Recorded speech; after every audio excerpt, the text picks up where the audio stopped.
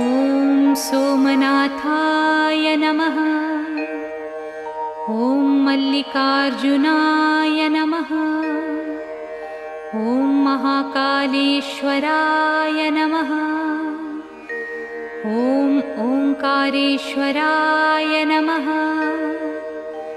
ॐ वैद्यनाथाय नमः। ॐ भीमशंकराय नमः। ॐ रामेश्वराय नमः। ॐ नागेश्वराय नमः।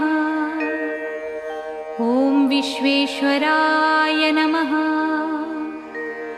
ॐ त्र्यंबकेश्वराय नमः। ॐ केदारेश्वराय नमः।